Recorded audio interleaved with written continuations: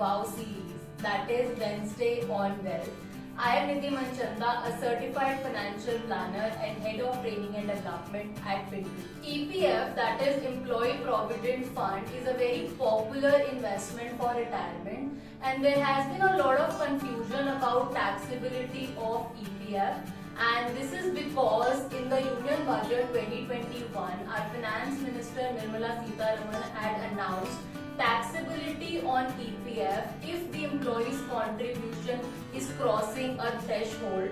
And not only this, last year as well, government has announced that your EPF will be taxable if your employer's contribution is exceeding a threshold.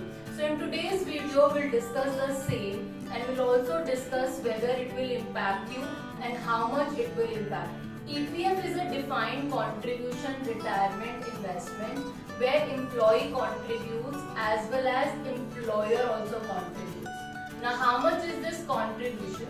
Usually an employee contributes around 12% of basic salary into EPF, and employer matches the same 12% of basic. So in total we can say 24% of basic salary is invested into EPF. Please note that here we are talking about basic salary and not the entire CTC. So just the basic component of your salary is considered. Also for government employees, basic plus DA is considered. Another important point, employee can voluntarily increase his contribution towards PF beyond 12%, but employer on the other hand need not match the same contribution. Till this recent change, interest received on EPF was fully tax-free, and on top of that you also get deductions for employee contribution, and employer contribution is also exempt to a certain extent. Now coming to the deduction and exemption part, it's still there. That is for employees contribution up to 1,50,000 deduction you get under section 80C. And if you talk about employer's contribution, up to 12% of basic is fully exempt. However, now interest earned on employees' contribution to EPF will be subject to tax if the annual contribution exceeds 2.5 lakhs.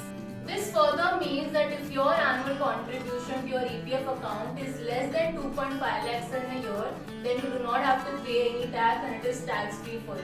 So, for whom it will be taxable? It will be taxable only if your annual contribution exceeds 2.5 lakhs and your annual contribution will exceed this figure of 2.5 lakhs only if your basic annual salary is 20.84 lakhs or more. Basic salary is usually 50% of CTC, so we can say that it will impact employees having a CTC of around 40 lakhs or more. For others, there will be no impact. In fact, the government had said that it will impact less than 1% of taxpayers.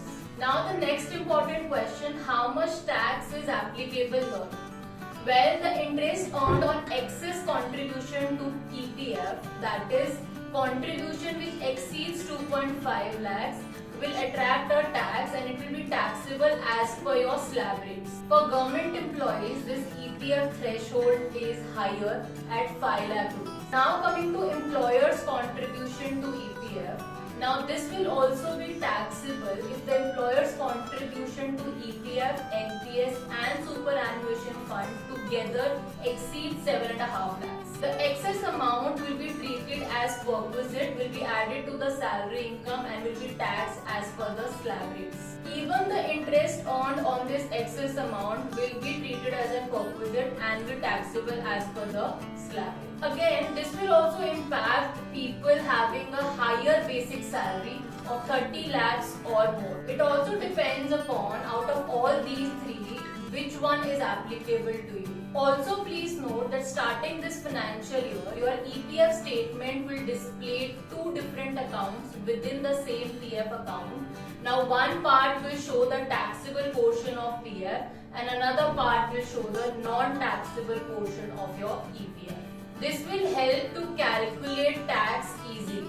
I hope now it is clear, and for any further query or to know whether your PF will be taxable or not, Feel free to get in touch with our finance and tax experts. And for more such videos, do subscribe to our channel.